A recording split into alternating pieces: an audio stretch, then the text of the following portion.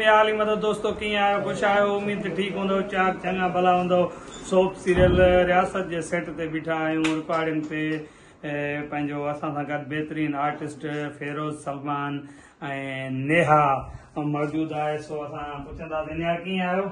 अल्हम्दुलिल्लाह कीअं थो लॻे सोप सीरियल रियासत जे सेट ते आयो ऐं अवांजो अॼु फर्स्ट डे आहे अवां कुझु सीन ते कया आहिनि टीम वर्क कीअं थो लॻे स्क्रिप्ट कीअं आहे ऐं ही जेकी टीम आहे स्क्रिप्ट आहे या जेके आर्टिस्ट आहिनि उन्हनि जे हवाले सां पंहिंजे ख्यालनि जो इज़हार कयो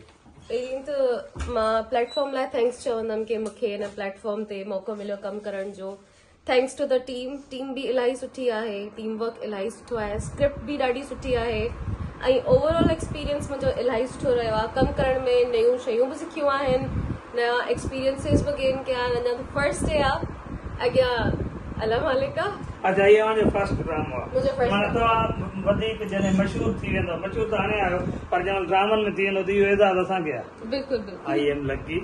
ऐं असां सां गॾु बहितरीन ऐं पुराणो आर्टिस्ट जेको केटीएन जे काफ़ी ड्रामनि में कमु करे चुको आहे 5 सालनि जी साईं खां पोइ फेरोज़ सलमान खां पुछंदासीं तव्हां कीअं था महसूसु कयो बिस्मिल्लाहिर्रहमानिर्रहीम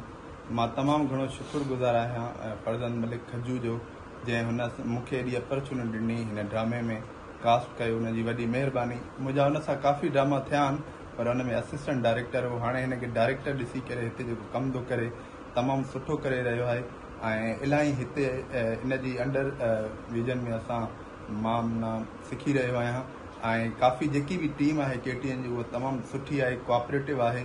ऐं इनशाला असांजी दुआ इहा आहे त फरज़ंद मलिक खजू जो जेको ड्रामो आहे उहो इनशाला कामयाबु थींदो ऐं असांजो जेको राइटर आहे हुनजो ॾाढो सुठो स्क्रिप्ट लिखियलु आहे महिरबानी जी दोस्तो असांजे ड्रामे जी ही दबंग ऐं नई हीरोइन आहे दोस्त कमेंट कंदा त ॿियूं छोकिरियूं न आहिनि सो असां ॿी छोकिरी वठी आया आहियूं सो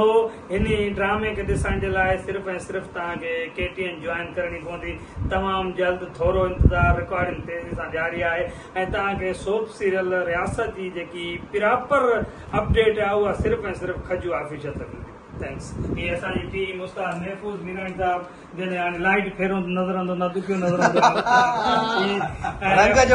वॾी ॻाल्हि इहा ॿुधायांव त उस्ताद महफूज़ सां मुंहिंजो अॼु जो तालुक़ु न आहे छो जे सिंध टीवी ते मां 2 सोप सीरियल कया ज़हर ज़िंदगी ऐं दोलाप उन खां पोइ जॾहिं मां केटीएन ते आयुसि त मूंखे चयईं तूं कीअं एडजस्ट थींदे पोइ मां सभिनि खे इहो चवंदो हुउसि त केटीएन मुंहिंजो अबाणो घर आहे फरज़ंद मलिक खजू केटीएन जी पैदावार आहे ऐं मां स्पाट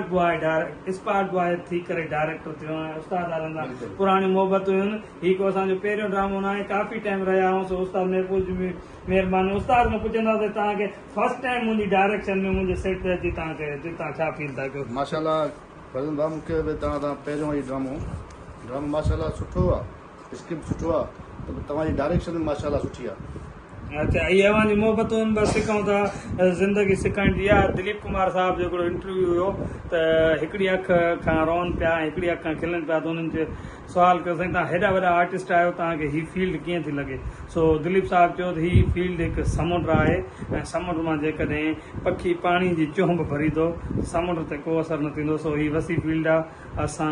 डायरेक्टर त न आहियूं डायरेक्टर सॾाइणु तमामु ॾुखियो कमु आहे बसि ही कंडक्टर आहियूं सिखूं था पिया जेके जेके पहिरीं प्यारा दोस्त ॾिसनि था उन्हनि जूं महिरबानियूं ऐं हा मां हिन वीडियो में तव्हांखे ॿुधायां त असांजे हिन ड्रामे जो असिस्टेंट डायरेक्टर आहे मुंहिंजो पहिरीं प्यारो दोस्त असांजो सीनियर ऐं पाण हिकिड़ो बहितरीन राइटर आहिनि ऐं बहितरीन डायरेक्टर आहिनि